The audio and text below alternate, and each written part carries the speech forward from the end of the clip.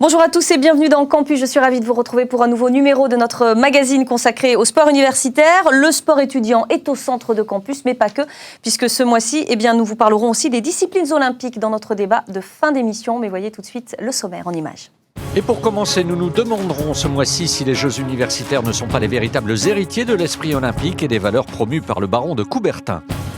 Nous ferons un point sur les nouvelles du monde du sport universitaire avec la dernière édition d'Oxford-Cambridge et la visite à Kazan des délégations participant aux prochaines universiades d'été. Enfin, nous tenterons de comprendre la logique présidant à l'inscription des sports dans le programme obligatoire des universiades et des Jeux olympiques. Et pour répondre à ces questions, justement, nous accueillons nos consultants. D'abord, notre consultante, Marlène Arnaud, est avec nous. Bonjour. Bonjour. Alors, tous les mois, Marlène, vous allez nous présenter les initiatives qui se passent à l'INSEP. Oui. On va voir un petit peu ce qu'il y a eu, parce que les étudiants se préparent pour les universiades de Kazan, pas que, pour d'autres championnats. Il y a aussi quelques initiatives assez originales. On en parlera un petit peu plus tard avec vous. C'est du sport ? Presque. À vos côtés, on retrouve Jean Dury, historien du sport, écrivain également. Bonjour, Jean. Bonjour. Avec vous, on retrace l'histoire du sport universitaire. On avait commencé par le début, la création. Oui. Cette année, on est sur quelle année On sera sur 1959 à Turin, ou Torino. Très bien. Face à vous, notre confrère et consultant Pierre Fula. Bonjour Pierre, on est ravis de vous retrouver. Bonjour. Alors oui. avec votre expérience de 8 JO en tant que commentateur, on précise, vous n'avez pas participé. Oui, oui. Vous pourrez nous rappeler justement des disciplines qui ont disparu des Jeux, qui sont revenues. On va voir ça en fin d'émission. C'est le grand bento. Et j'ajouterai quelques disciplines qui doivent peut-être faire le ménage chez leur propre fédération. On verra ça. Donc, ce sera dans la dernière partie de notre magazine. Et puis, nous accueillerons également Clémentine Sarlat en fin d'émission pour le débat. Et tout de suite, nous saluons notre invitée. Il s'agit ce mois-ci de la nageuse française Roxana Maracineanu. Bonjour Roxana. Bonjour. Merci d'avoir accepté notre invitation. Alors, vous avez un très beau palmarès. On va déjà rappeler le plus beau titre. C'était ce titre de championne du monde en 98 à Perth en Australie. C'est un peu grâce à vous que le public français a commencé à se dire que c'était possible et que la natation française avait de belles choses à faire, quand même. Oui, parce que j'ai eu la chance de nager au mois de janvier, quand il n'y avait pas de football, pas de rugby sur les antennes. Donc du coup, on a montré de la natation. Et effectivement, j'ai saisi l'occasion pour gagner ce premier titre de championne du monde. Et après, ça a un peu suivi. J'ai eu un titre de championne d'Europe l'année suivante. Et en 2000, j'ai été deuxième aux Jeux Olympiques de Sydney. Voilà, médaille d'argent à Sydney, médaille de bronze aux Universiades aussi de Pékin, c'était en 2001. Puis vous avez également été porte-drapeau cette année-là, et marraine de l'équipe de France en 2007, aux côtés de Jean Galfione. Alors, on a sorti le petit message que vous avez écrit lors de l'Universiade 2007. C'est une ambiance olympique avec un petit plus, la conscience que l'aventure sportive que nous vivons ne dure qu'un temps. Profitez-en pleinement, donnez-vous la chance de réussir, mais n'oubliez pas votre avenir. Donc le sport étudiant, c'est quelque chose qui vous parle. Vous avez d'ailleurs, poursuivi vos études. Vous les avez arrêtées peut-être à un moment donné pour vous consacrer à la natation, ou comment vous avez réussi à concilier les deux ? C'était très compliqué. J'ai dû effectivement faire se succéder des périodes d'entraînement, des périodes de compétition à plus haut niveau, comme ces 3 années entre 98 et 2001.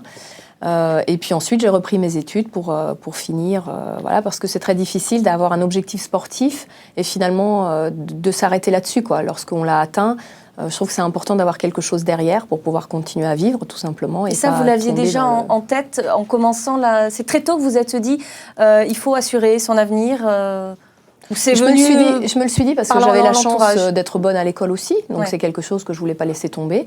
Et j'ai continué à mener comme je pouvais les deux, en parallèle, avec des moments où j'ai écouté mon entraîneur lorsqu'il m'a dit là il faut que tu arrêtes parce qu'il faut que tu nages 6 heures par jour, donc je pouvais pas faire autre chose à côté, et des moments où il me relâchait un petit peu le rythme d'entraînement, donc je pouvais reprendre mes études. Et en 2000, lorsque j'ai fait les Jeux Olympiques après ma médaille d'argent, j'ai vraiment connu un trou noir du coup derrière, parce que j'avais pas préparé la suite, et j'ai voulu recommencer à nager 4 années pour justement mener de front les deux, les études et la natation en même temps, pour que j'ai arrêté en 2004, et derrière j'avais encore 2 années d'études pour terminer une école de commerce parisienne. Le SCP. Voilà. Vous avez donc vécu les Universiades, on l'a dit. Par rapport aux Jeux Olympiques, comment on y arrive avec beaucoup moins de pression, évidemment. Comment vous les avez vécus ? C'est beaucoup plus festif, comme nous disait Marlène qui les a vécus également. C'est un moment où on se relâche un peu, où on a quand même un peu les crocs et on veut y arriver. Je vais presque vous dire que c'était mes vrais Jeux Olympiques, parce qu'en fait, pendant les Jeux Olympiques, j'ai pas vu les Jeux Olympiques. J'étais là dans ma compétition, j'ai vu une compétition de natation, les mêmes concurrentes que je rencontrais au championnat d'Europe, au championnat du monde, puisque dans ma discipline, en Europe déjà, on était assez fort.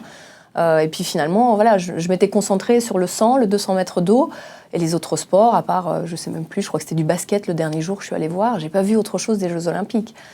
J'ai fait la fête, une fois que la compétition de natation était terminée, je suis sortie dans Sydney tous les soirs, boire des coups, danser, voilà, faire connaissance avec les autres sportifs, mais le lendemain, je n'allais pas voir les épreuves. Or, pour les universiades, je suis allée voir aussi les autres sports, et puis surtout, j'ai vécu ça, même la compétition de natation, sur toutes les épreuves, comme une compétition où étaient réunis les meilleurs sportifs, mais en même temps, un cercle encore plus restreint, les sportifs qui faisaient en plus des études. Donc déjà, en tant que sportif aux Jeux Olympiques, on a l'impression de faire partie un peu d'un cercle restreint. Là, c'était avec un petit truc en plus, quoi. Alors, c'est intéressant votre point de vue parce que justement, dans ce premier débat, on a voulu savoir si les universiades étaient finalement plus proches de l'esprit olympique que ne le sont devenus les Jeux Olympiques. Alors, on est parti d'un constat, Jean, que l'esprit des Jeux avait été dévoyé de leur visée première. On ne se trompe pas trop dans ce premier constat. En tout cas, voilà, c'est plus forcément que ce que c'était. Oui et non. Bien sûr, le sport a changé. Maintenant, l'argent a pris la place que l'on sait, etc. Mais tout de même, aux Jeux Olympiques, il reste quelque chose de tout à fait étonnant. Parce que quand on dit que maintenant, il faut venir aux Jeux Olympiques uniquement pour gagner, ça vaut pour les pays riches et opulents en médailles. Mais pour la plupart des 10 500 concurrents, être à la cérémonie d'ouverture, pour le défilé, entrer dans le stade et se dire « j'y suis », ça c'est déjà un moment extraordinaire. Et d'autre part, Roxana disait qu'elle était concentrée sur ses épreuves, mais tout de même, avoir le bonheur de faire partie du village olympique, là il y a une fraternité entre les athlètes qui est tout à fait extraordinaire. Donc, je persiste et signe sur le fait que l'esprit olympique existe encore, y compris au Jeux. Vous sent faire la moue, Pierre? Non, je ne fais pas la moue, mais on ne va pas comparer les universiades avec les Jeux Olympiques. Parce qu'il y a un vrai problème que Jean Dury a un peu effleuré. L'esprit olympique demeure. Certes, la cérémonie d'ouverture, il y a une convivialité entre les nations, il y a tout ce qu'on veut. Sauf que ça a engendré aussi des scandales. Il ne faut pas l'oublier. Pierre, regardez, une philosophie de la vie exaltant et combinant en un ensemble équilibré les qualités du corps, de la volonté et de l'esprit, alliant le sport à la culture et à l'éducation. C'est plus la même chose au jeu. Voilà, on s'est un peu éloigné de ça. Il faut être honnête, Jean C'est Dury. l'article 1er de la Charte olympique. Exactement, Oui, il est bafoué aux Jeux Olympiques de Londres. 5 événements majeurs qui ont été reflétés sur les grands écrans de télévision. La défaite de Vasting en boxe qui a été volée par des arbitres corrompus, on le sait, pour laisser la place au Kazakhstan. Vous avez le bateau en aviron anglais qui est arrêté, qui a une poulie qui casse, on refait la course. Non mais attendez, le basket, les Espagnols qui perdent leur match de poule pour pouvoir avoir un quart de finale plus favorable. Vous avez tout cet état d'esprit qui a été modifié. Il n'y avait pas tout ça avant aux Jeux Olympiques. Sur l'esprit, il y a eu le scandale au badminton également qui a été allé. Il y a des pairs qui ont été disqualifiés pour avoir arrangé des magouilles. Enfin, croyez-vous, mes amis, que le grand public ait retenu ça? Vous êtes un spécialiste. Oui, parce que la télévision retransmet tout aujourd'hui. Ah non, rien n'est caché. Après, il y a un décalage entre comment on peut vivre les choses en tant qu'athlète et comment ça peut être projeté aussi. Parce que moi, en tant qu'athlète, j'ai ressenti à Londres, mais un esprit d'équipe, de la solidarité, une équipe de France forte, une équipe de France avec des vraies valeurs, une équipe de France. Et dans la pratique de mon sport aussi, en taekwondo, j'ai senti qu'aux Jeux Olympiques, c'était vraiment fort. On n'est pas tombé dans les travers, justement, du sport professionnel ou voilà. Et c'est resté un beau sport. En tout cas, il y a un problème de dimension. Mais ce que je crois surtout, c'est que pourquoi aux universiades, et c'est logique, il y a encore un esprit qui souffle, ce que vous dites, c'est parce qu'il y a moins de pression sur les athlètes. Il y a moins d'intérêt. Aux Jeux Olympiques, ils représentent leur pays et cette charge-là, elle est sur leurs épaules. C'est un peu différent aux universiades, je ne me trompe pas. C'est ce que vous avez vécu, vous, de votre expérience ? Disons qu'on a moins une obligation de résultat. Alors, je ne sais pas si c'est par rapport au pays ou même par rapport à nous-mêmes, par rapport à notre préparation, qui fait que voilà, les universiades sont quand même pas un objectif majeur dans la préparation d'un athlète. Maintenant, voilà, je connais là des filles au championnat de France qui se sont qualifiées aux universiades à défaut de se qualifier justement au championnat du monde. Forcément, eux aussi vont en faire leur point d'orgue de la saison. Elles vont se préparer pour ça, ça va être quelque chose de très important. Mais à plus grande échelle, effectivement, il n'y a pas autant d'intérêt financier, je pense, tout simplement, il faut le dire, que sur les Jeux Olympiques, où là, effectivement, on peut Alors en tout cas, ce qui est sûr, c'est qu'il y a à peu près le même nombre d'athlètes. En termes de participants, l'esprit est là, voilà, il est important de participer. Même chose pour ce qui est du décorum, les universiades ont un petit peu copié le modèle des Jeux.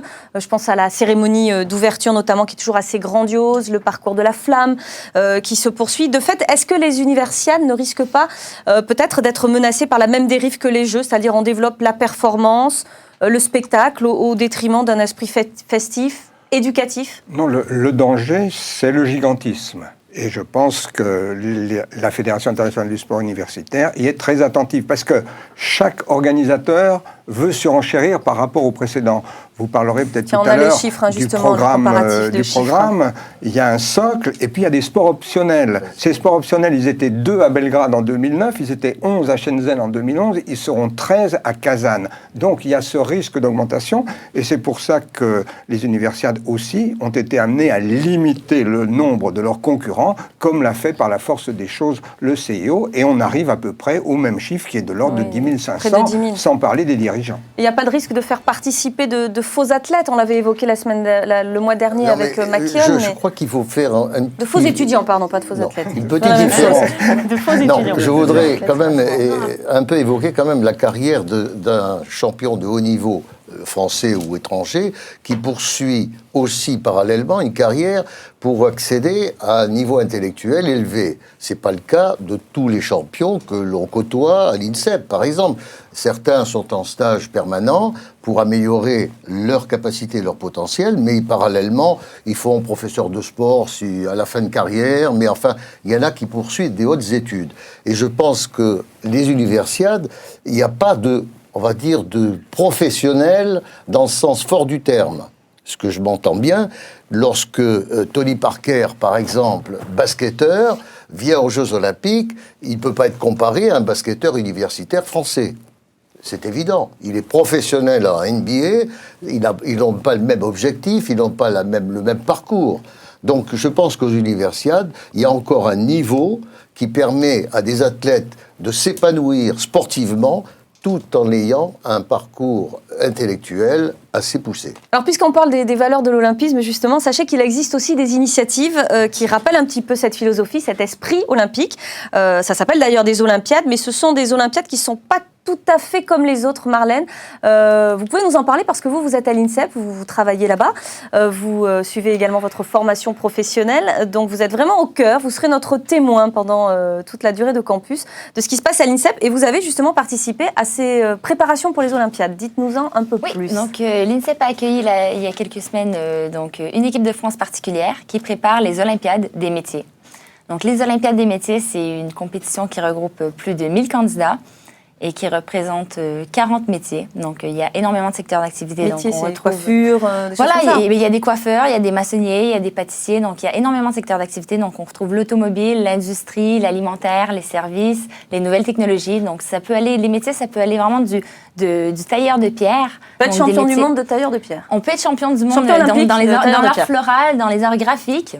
Et ça va jusqu'à la maintenance aéronautique. Donc vraiment, c'est un large panel de métiers qui sont représentés. Et quel rapport avec l'INSEP alors ? Donc le rapport, c'est que ces candidats-là, ils vont devoir affronter la concurrence internationale lors de leurs épreuves.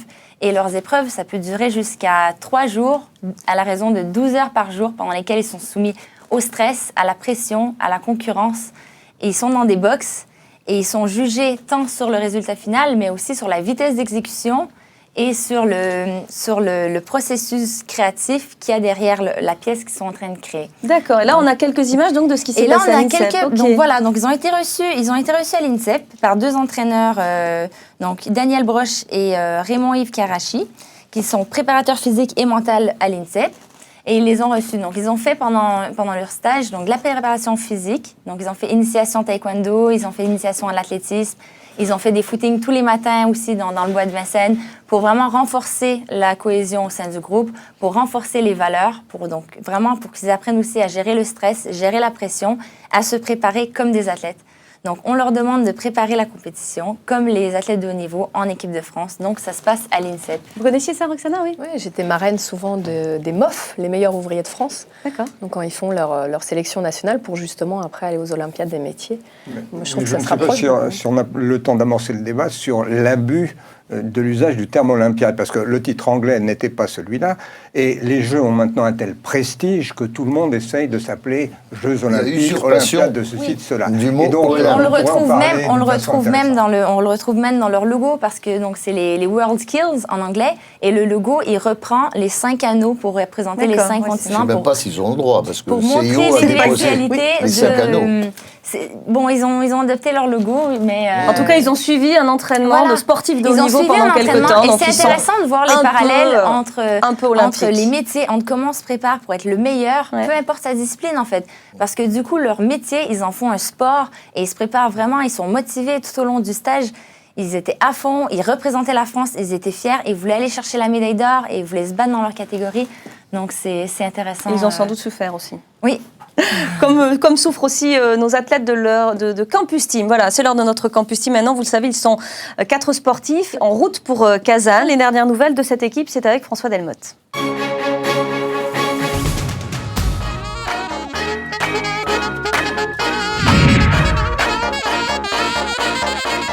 David McKeown, le nageur australien de notre Campus Team, nous a envoyé un message vidéo de sa dernière compétition. Découvrons-le. Hi, it's Dave McKeown here.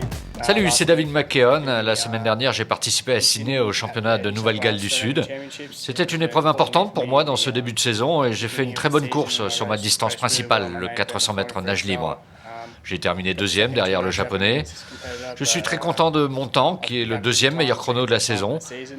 Ma prochaine grosse compétition, ce sont les championnats d'Australie le mois prochain. Alors, je vous donnerai plus de nouvelles dans le prochain campus. À bientôt.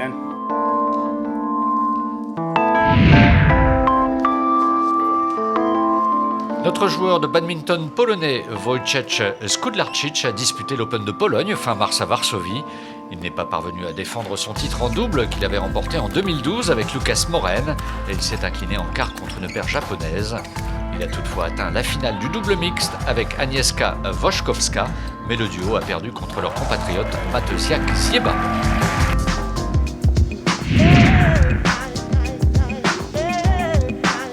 Hi, I'm Odain Richards, student of the University of Technology, Jamaica. Salut, c'est Odain Richards. Je suis étudiant à l'Université de Technologie de Jamaïque.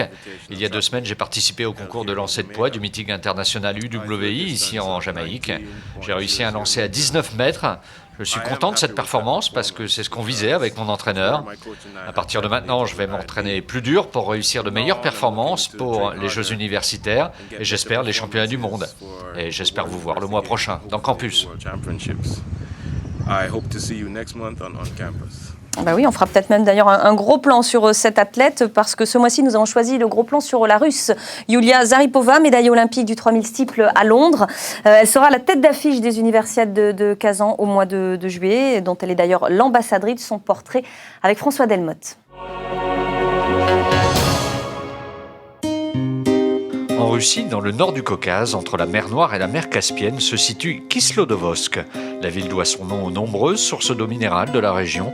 Les conditions météo particulières qui y règnent en font un centre d'entraînement idéal pour les athlètes de haut niveau.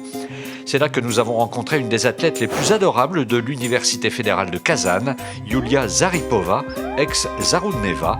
La mère de la petite Lena, âgée de 7 ans, est une des meilleures de sa discipline, le 3000 mètres steeple. Yulia a commencé l'athlétisme à l'âge de 5 ans, aidée et entraînée par son père. La jeune femme a connu beaucoup d'étapes dans sa carrière sportive. Elle a débuté sur le 800 mètres, a également essayé le cross-country et le 1500 mètres avant de trouver sa vocation sur le steeple. L'Université fédérale de Kazan a permis à Yulia de devenir une étudiante spécialisée en sport et lors des prochaines universiades, elle aura une place bien particulière. Pour moi, c'est vraiment un honneur d'être ambassadrice pendant ces universiades de Kazan. Vous savez, de nombreuses personnes sont venues me demander tout un tas de conseils. Ici, à Kazan, comme partout en Russie, eh bien, c'est le football qui est très populaire. Mais moi, je veux aussi promouvoir l'athlétisme tout autant que le football. Championne d'Europe, championne du monde et championne universitaire, Yulia a tout gagné. Alors pourquoi participe-t-elle encore aux universiades ? Même si j'ai déjà tous les titres, je pense qu'il faut toujours faire des choses différentes. Et ce sera ça ma motivation. Aux universiades, mon grand adversaire, eh bien ce sera moi. Tout a commencé aux Mondiaux de Berlin en 2009, quand Giulia a décroché l'argent, battue par Marta Dominguez à l'issue d'une course incroyable. Un an plus tard à Barcelone, au championnat d'Europe, elle savait de quoi elle était capable. Cette fois, son objectif, c'était l'or. Giulia Saruneva.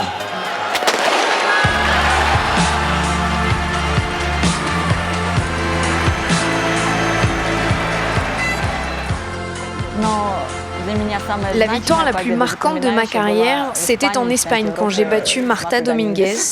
Avec cette victoire, j'ai pris ma revanche. C'est très dur d'étudier, vous savez, de pratiquer en même temps le sport à un haut niveau. Vous avez beaucoup de choses à faire et ça n'est possible qu'avec le soutien, la complicité et les conseils des professeurs et des entraîneurs. Ils font attention à nous et je les en remercie pour mes bons résultats et les progrès que j'ai pu faire tout au long de ma carrière.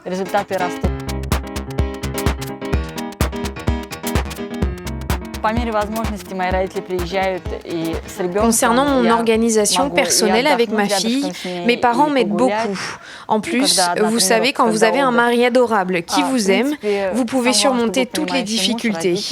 Tout commence grâce à la famille.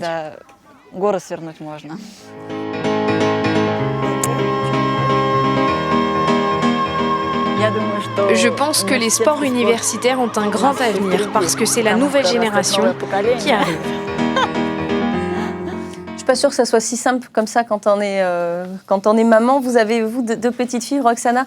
On voit la vie de tous les jours. C'est compliqué d'être sportif de très très haut niveau comme elle l'est. Hein. Ah, franchement, je sais pas comment elle fait, parce qu'en plus, avec un enfant, déjà faire des études et s'entraîner en même temps, alors en plus avec 2 enfants. Vous les poussez, vous, à faire du sport ou est-ce que vous... Oui, je les pousse à faire du sport parce qu'ils en ont besoin et que c'est bien de bouger, quoi. Après, je les pousserai pas à s'entraîner forcément. Non. Pourquoi ? Mais ma fille de 3 ans, c'est déjà nager. Donc... Oui, mais est-ce que vous l'encourageriez à aller un peu plus loin ou au contraire, c'est après avoir vécu, vous, ce que vous avez vécu, vous dire non, je te souhaite pas ça ou pas ? Non, je la laisserai faire ce qu'elle aura envie de faire. Si elle a envie de s'entraîner, de faire une carrière de sportif, ça vaudra pour moi tout autant qu'autre chose. Allez, tout de suite, on fait une petite pause et on se retrouve très vite avec notamment la leçon d'histoire de Jean Duret et puis juste après, les news du sport universitaire. À tout de suite.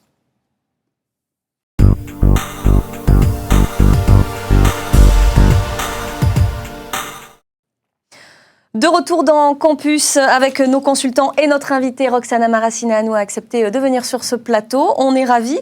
Roxana, on va maintenant ouvrir une page d'histoire avec Jean Duret. Lors de la première, Jean nous a conté les débuts du sport universitaire. Aujourd'hui, on avance dans le temps. Et vous avez choisi de revenir sur l'année 1959. Et oui, sur la route de Kazan, on était parti en 1923 avec Jean Petitjean. En 1957, 2 ans avant, ce même Jean Petitjean a 68 ans. Et pourtant, il réussit quelque chose d'extraordinaire. On va sans doute voir l'affiche des Jeux universitaires de 1957 à Paris. Et ce sont des jeux d'une réunification, parce que depuis l'après-Seconde Guerre mondiale, le sport universitaire est divisé totalement entre une union internationale des étudiants, qui s'est fondée à Prague et qui penche vers l'Est sans aucun doute, et puis la Fédération internationale du sport universitaire, qui est apparue à partir de 1949. On l'a vu, votre affiche. Il y a donc 2 organisations parallèles et qui ne se rejoignent pas. Mais Petitjean réussit. Et alors, la route est ouverte pour la véritable unité. Elle va être l'affaire des Italiens en 1959. En 1959, l'Universiade doit avoir lieu à Rome, qui va avoir les Jeux de 1960, les Jeux Olympiques, mais Rome n'est pas prête. Alors on va à Turin où est né Primo Nebbiolo, qui a 36 ans et qui est le président du comité d'organisation. Et il se démène comme un beau diable. Les Italiens ont de l'imagination, ils vont inventer le terme Universiade, ils vont inventer le drapeau avec le grand U, c'est Primo Nebbiolo, dont on reparlera certainement. Ils ont le drapeau avec le grand U et les 5 étoiles de couleur. Ils adoptent le Gaudeamus Igitur des étudiants, comme l'avait fait Paris en 1957, et ça va remplacer tous les hymnes nationaux. Et puis, il y a la participation de 45 pays, dont une délégation de la République populaire de Chine.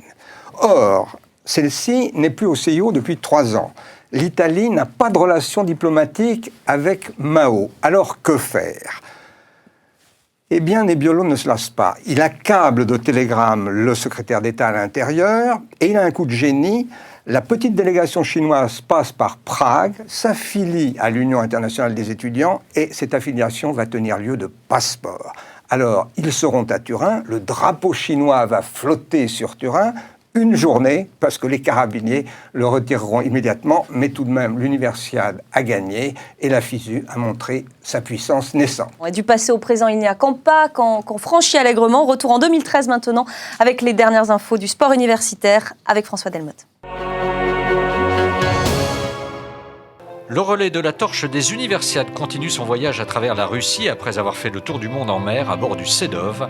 Après avoir quitté Vladivostok fin janvier, la torche atteindra Yakoutsk fin avril. Elle arrivera à Kazan le 6 juillet avant de visiter 30 grandes villes étudiantes en Russie, mais aussi 44 municipalités de la République du Tatarstan. Oxford a tourné la page de sa douloureuse défaite il y a un an en prenant le meilleur sur Cambridge pour remporter avec 2 longueurs d'avance la 159e édition de la célèbre épreuve disputée le 31 mars sur la Tamise. Oxford a profité d'un équipage plus lourd pour remporter la course longue de 6800 mètres en 17 minutes et 27 secondes. C'est leur 9e succès depuis 2000 qui réduit l'avance de Cambridge sur l'ensemble des éditions à 81 victoires contre 77. Louisville a remporté la 75e édition du championnat universitaire américain de basketball en battant Michigan 82-76 à l'occasion d'une finale intense disputée au Georgia Dome. Les Cardinals ont surmonté un départ un peu lent où ils se sont trouvés menés de 12 points pour revenir et enlever leur 3e titre national après 1980 et 1986. Rick Pitino est devenu le premier entraîneur à remporter les titres NCAA dans différentes universités puisqu'il avait déjà mené Kentucky au titre en 1996. La FISU a annoncé les candidats officiels pour les Universiades 2019.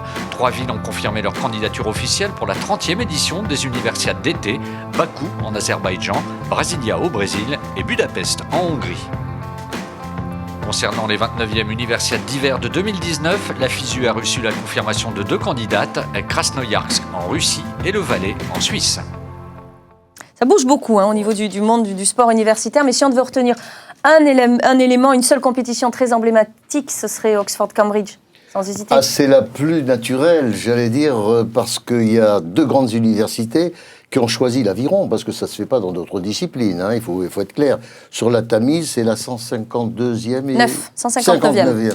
Et il faut rappeler qu'on a un rameur toulousain qui a été sélectionné au championnat du monde et aux Jeux Olympiques, qui s'appelle Ripoll. Bastien Ripoll, c'était 2006. Et qui a participé comme maître de nage donc de ce 8 barré. Et c'est formidable parce que sur la Tamise, il y a 250 000 spectateurs qui assistent à cet événement. Puisqu'on parlait d'Oxford-Cambridge, on va saluer une initiative intéressante d'un ancien sportif universitaire. Il est étudiant en DESS marketing, originaire de Toulouse, il s'appelle Pierre Fleis, et il a décidé de relancer une course d'aviron inter-université. Voilà, ça s'appelle la Garona Cup. Donc si vous n'avez pas eu l'occasion d'aller à Oxford-Cambridge, vous avez déjà vu ? Jamais. Non, et ben voilà, faut aller à Toulouse. Ce sera le 23 mai de 14h à 18h. Il y a 8 écoles participantes et plusieurs centaines d'étudiants qui sont attendus sur les bords de la Garonne. Et on va animer comme ça tous les bords de la Garonne avec des chefs d'entreprise qui viendront ensuite voir tous ces étudiants parce que c'est le principe aussi d'échanger. Voilà, ça s'appelle la Garona Cup et c'est parrainé par un champion d'aviron, médaillé de bronze aux mondiaux et à Pékin. Il s'agit de Cédric Berest. Et puisqu'on est à Toulouse, j'aimerais qu'on parle, vous étiez la semaine dernière au championnat de France de natation, d'une petite Toulousaine qui a aussi décroché son billet pour les Universiades, parce que c'est aussi ça l'actualité. Oui, Lauriane Hague, originaire d'Épinal tout d'abord, mais qui s'entraîne à Toulouse depuis 1 an ou 2. Et qui avait eu la joie d'arriver 4e du 4x100 mètres, enfin du 100 mètres nage libre, derrière 3 Niçoises. Et la première était Camille Muffat. Donc du coup, elle s'était qualifiée pour les championnats du monde. Et malheureusement, Camille Muffat, le 4x100 mètres, ça tombe le même jour que le 400 mètres nage libre. Elle ne pourra pas disputer ce relais. Donc voilà, Lauriane ne fera pas les championnats du monde, mais du coup, elle va aller aux Universiades, puisqu'elle a 19 ans, elle est étudiante à Toulouse. Et elle va disputer sa première compétition mondiale. Voilà, mais ce n'est pas la seule, il y en a d'autres d'ailleurs qui sont qualifiés. On y reviendra le mois prochain sur ces qualifiés aux Universiades. Allez, retour aux news maintenant avec un gros plan sur Kazan qui accueillera donc les prochaines Universiades. Ce sera au mois de juillet, à suivre sur Eurosport. Tout est prêt, ou presque d'ailleurs. Les délégations étrangères sont venues sur place pour visiter les installations, dont la délégation française. Voyez ce reportage de Rayon et Dry au commentaire Clémentine Sarlat.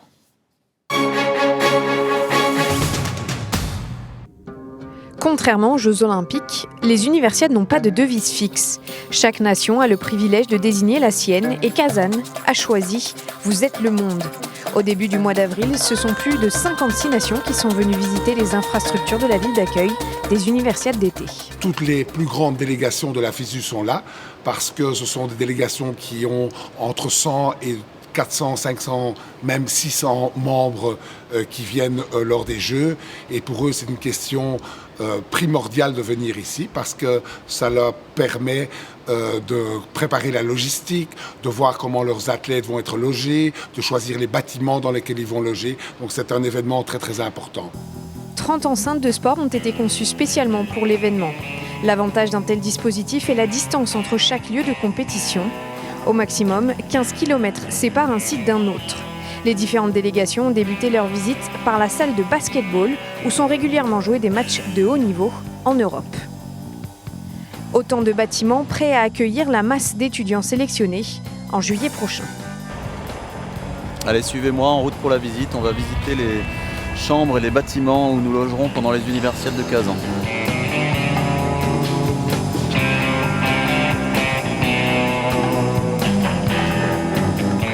C'est là que vivront les athlètes et l'ensemble des membres des délégations pendant les 2 semaines d'Universiade. Donc c'est plutôt bien, par expérience, par rapport au village qu'on a pu voir par le passé, ça correspond bien aux standards habituels.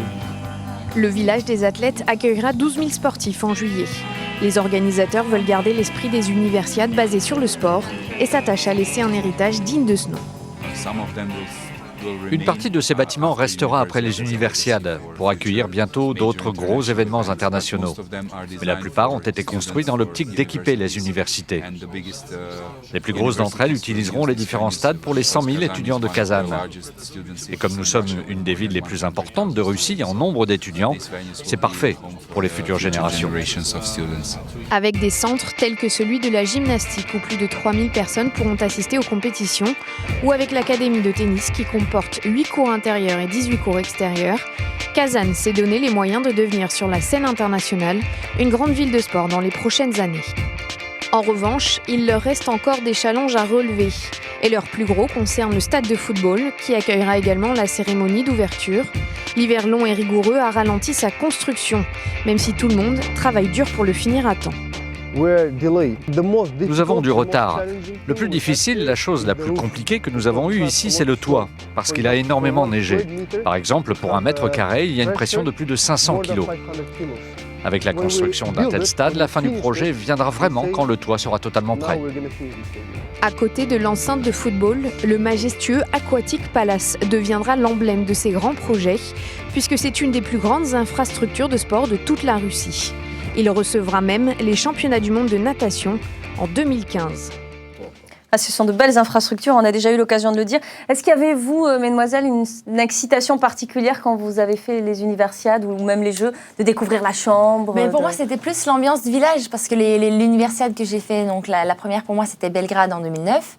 C'était la première compétition multisport à laquelle je participais. Donc, c'était vraiment plus l'excitation d'aller voir d'autres sports, de rencontrer d'autres sportifs, de découvrir l'équipe de France au grand nombre. Donc, c'était vraiment ça pour moi. On ne fait pas sa fille dans ces moments-là, quoi. On se moque un peu du décorum. On a vu des chambres beaucoup plus belles que celles des Jeux Olympiques. Et puis d'ailleurs, ce qui est un peu regrettable, même sur les Jeux Olympiques, moi j'ai trouvé qu'à Londres, c'était pas du tout le côté esthétique qui était mis en avant. Contrairement à Pékin, où quand même les installations, au moins sportives, étaient très belles. Là, à Londres, c'était vraiment pas beau. Et de toute façon, toutes ces habitations, elles sont destinées après à devenir des habitations, des logements. Donc voilà, c'est pas ça qu'on garde en souvenir. Moi, j'ai chippé la couette des Jeux de Sydney. Moi, j'ai celle de Londres et j'en ai pris 2. Voilà, parce qu'il y a marqué en gros le nom de l'Olympiade, Sydney 2000. Et par contre, à Shenzhen, la dernière Universiade, j'ai pris l'oreiller parce qu'ils étaient confortables. Voilà, donc on s'en va avec ça. C'est pas très facile à planquer dans nos la sacs. Faut pas le dire, hein.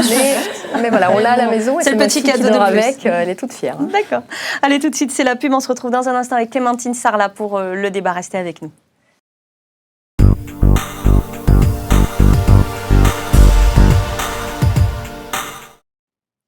De retour dans le campus pour la dernière partie de l'émission avec Roxana Maracineanu, championne du monde de natation qui est toujours avec nous, et Clémentine Sarlat qui nous a rejoint avec nos consultants Marlène Arnois, Jean Dury et Pierre Fula. Bonjour Clémentine. Bonjour. Alors Clémentine, tous les mois, nous parle d'une légende du sport qui est passée par le sport universitaire. Et ce mois-ci, allez savoir pourquoi elle a choisi le tir à l'arc. Eh oui, j'ai choisi le tir à l'arc, mais un Espagnol qui s'appelle Juan Carlos Holgado. Il a 45 ans aujourd'hui, il est toujours très présent et surtout très actif dans son sport. Il a été médaillé d'or par équipe à Barcelone, chez lui, pendant les Jeux Olympiques de 1992. Et vous allez voir que gagner à domicile a changé non seulement sa vie, mais surtout l'image de son sport. Je vous propose de découvrir le sujet. Juan Carlos découvre le tir à l'arc à l'âge de 9 ans. À cette époque, il vit en Allemagne avec ses parents et c'est son père, Raymond, qui commence à l'entraîner. Pendant 8 ans, il reste amateur. À 18 ans, il est le premier archer de l'histoire espagnole à obtenir une bourse pour aller étudier à la prestigieuse Académie Joachim Blum à Madrid, où l'on peut allier sport et études. Là-bas, il se forme en tant qu'athlète, notamment grâce à un préparateur mental. On avait peu de lieux pour s'entraîner, même pas un à l'université du sport. Mais heureusement, aujourd'hui, ça a beaucoup changé. Et désormais, il y a une coordination entre les études et la formation sportive afin d'atteindre le haut niveau. Peu importe le peu de moyens, il choisit d'assumer et entame des études d'éducation physique et sportive.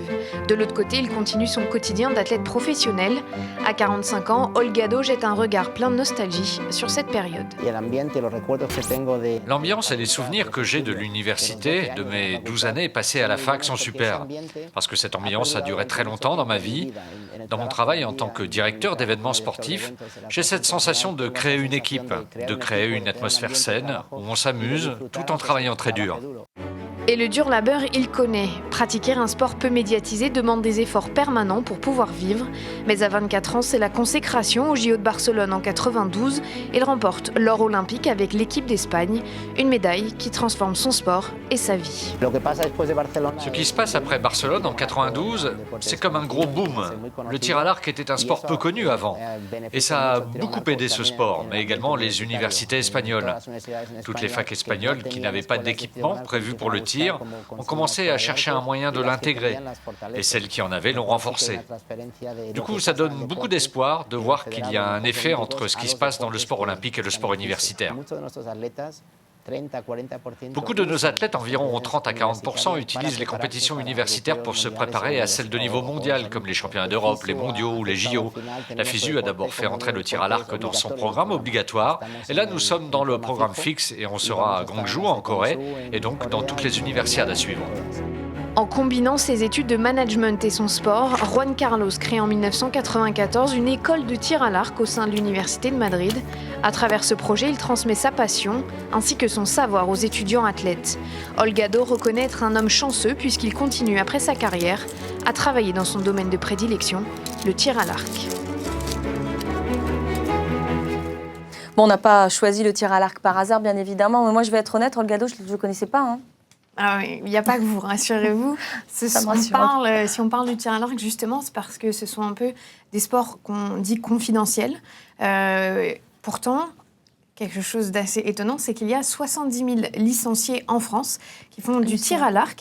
Et quand on compare à des sports tels que, par exemple, le biathlon, où ils sont seulement 600, on est assez étonné, on se rend compte qu'il y a une différence de notoriété entre les sportifs qui pratiquent des sports tels que le biathlon et le tir à l'arc. On parle notamment des frères Fourcade, qui sont plus connus du grand public qu'un Sébastien Flute, qui a été médaillé d'or aux Jeux Olympiques de Barcelone et également... C'est énorme, 70 000 licenciés en France de tir à l'arc. Je ne pensais pas qu'il y avait autant de pratiquants pour des sports dont on parle essentiellement aux Jeux, en fait. Oui, mais enfin, il faut faire quand même une petite nuance. Il y a des fédérations qui ont des licenciés loisirs et qui intègrent, bien évidemment, les licenciés loisirs à leur global.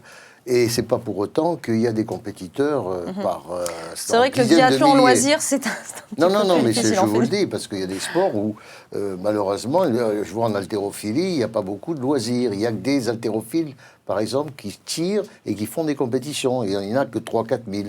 Effectivement, aux États-Unis, par exemple, il y a quasiment 10 millions de pratiquants, on dit, mais aussi en sport loisir. Et étonnamment... C'est un sport historique. Ça a fait des allers et retours, mais ça a été au programme fixe aux Jeux Olympiques, exactement, depuis 1972. Et on s'aperçoit qu'aux Universiades... Alors ça, c'était bien avant. Hein. Ça, c'était, parce qu'en fait, 1908, jusqu'à peu près 20-24, ça existait. Et c'était une des rares disciplines mixtes, d'ailleurs, au début du siècle. Ah oui, on en apprend tous les jours. Eh oui. Parce que tout le monde, c'était pas mixte partout. Non, exactement. Et donc, c'est intégré le programme olympique en 72. Et les Universiades, il sera officiellement intégré au programme qu'en 2019. Alors, on a essayé, justement, de dresser en fait la liste des disciplines qui sont rentrées, qui sont sorties. C'est vraiment, on a appelé ça le grand bento parce qu'on a eu du mal à s'y retrouver. Alors, ça apparaissait, ça revenait, ça ressortait. Enfin, c'était un peu fou. Donc, on a essayé de se recentrer sur quelques sports. Et on pensait, nous, que, en fait, ça serait peut-être d'abord aux Universiades pour tester. Et après, aux Jeux, vous allez voir que c'est totalement le contraire.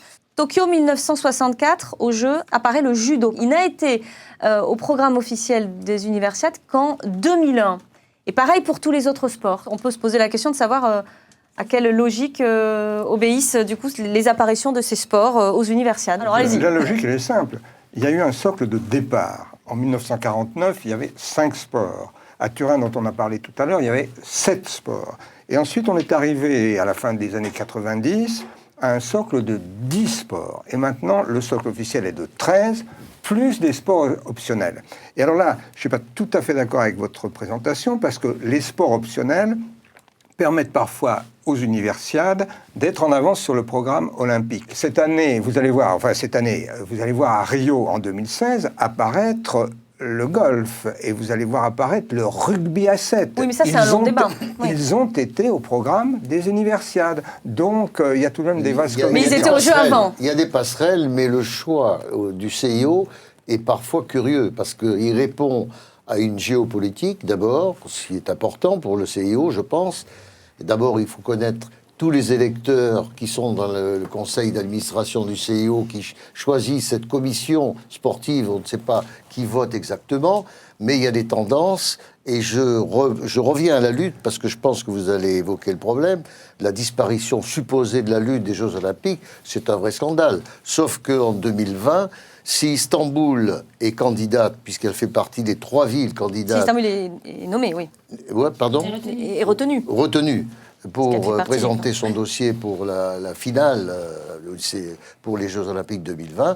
S'il n'y a pas la lutte, je peux vous dire que le gouvernement turc va sûrement freiner des cas de fer pour ne pas être candidat aux Jeux Olympiques. Alors ce sera le 7, je précise la date, 7 septembre 2013 à Buenos Aires. Le CIO va donner la ville élue pour 2020 et va donner le programme. Donc il y a 7 sports. Comme le golf et le rugby à 7 sont rentrés pour 2016, ils ne devraient vraisemblablement pas sortir. Oui, ils vont parce rester. qu'en parlant du golf et du rugby, c'était au début du siècle dernier, il y avait déjà du golf et du rugby. Rugby à 15, bon ça a mal fini, donc on l'a enlevé, mais il y avait aussi du golf. Donc ça a d'abord été aux Jeux avant d'être aux Universiades. Et alors, si on parle de la lutte, n'est-ce pas, le génie de Coubertin, en 1896, c'est qu'il veut qu'il y ait un programme moderne de sport. C'est pas une reconstitution des Jeux de l'Olympie antique, c'est du cyclisme qu'on appelle encore la vélocipédie, c'est de la lutte. Et le premier combat de lutte, il va durer 2 jours, si j'ose dire, parce que 40 minutes le premier jour et la nuit arrive, et donc ils ont terminé le lendemain en 15 minutes.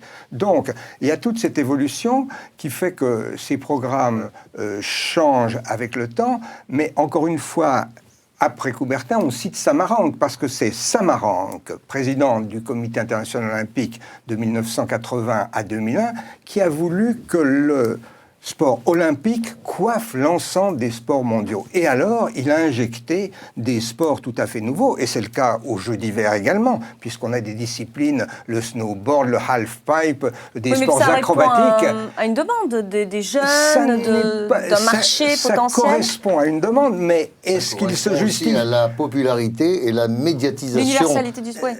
Non, d'abord la médiatisation possible d'une discipline, parce que les Jeux Olympiques d'hiver, comme les Jeux Olympiques d'été, il ne faut pas oublier que les droits de télévision sont la propriété pour l'instant d'une grande chaîne américaine, et que ils décident un petit peu des disciplines ils influent sur le choix, parce qu'il y a des disciplines qui sont difficilement télévisables, j'allais dire, par leur durée. La lutte en est l'exemple. C'est très difficile de faire des retransmissions de lutte aux Jeux Olympiques. Et le vrai débat, c'est tout de même de savoir si le BMX, le beach volley, où on force ces dames à être en bikini pour avoir des spectateurs et des images télévisuelles, vaut de remplacer et de supplanter la lutte et le pentathlon moderne.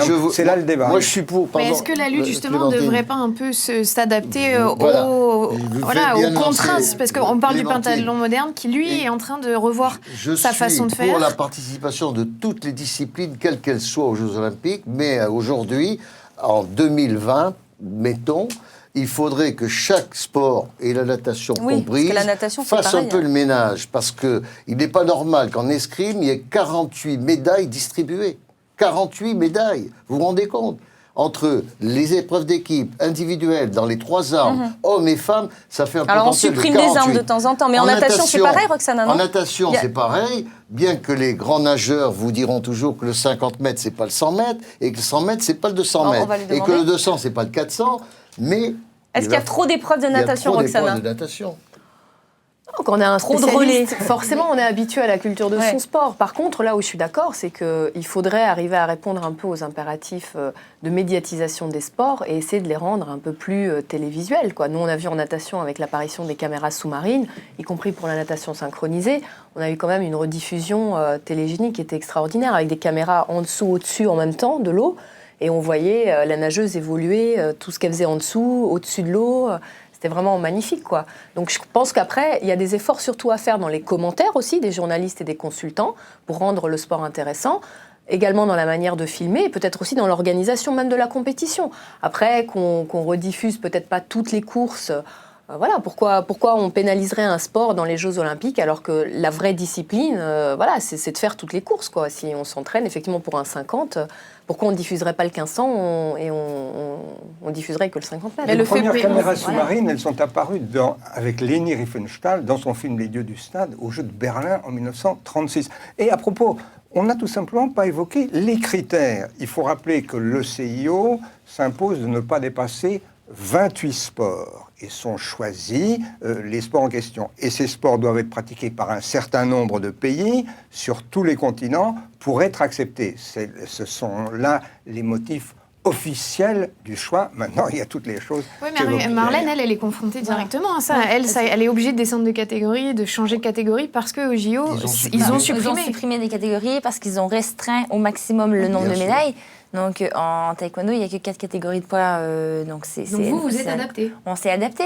Et aussi, il y a eu un énorme travail, une volonté du CIO pour rendre notre sport plus lisible, plus télégénique, valoriser les coups de pied au visage, pour favoriser le spectacle. Oui, mais parce que ça crée, parce qu'aujourd'hui, les sports doivent être médiatisés.